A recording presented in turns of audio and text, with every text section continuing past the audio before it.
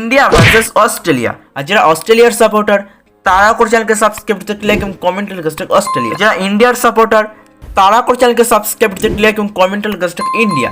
দেখা যাক আজকে কে জিতে। Let's go. ইন্ডিয়া 2বার ওয়ার্ল্ড কাপ জেতে আর অস্ট্রেলিয়া 5বার। ইন্ডিয়া তো ফাইনালে পৌঁছে গেছে, বাকি অস্ট্রেলিয়াও ফাইনালে পৌঁছে গেছে।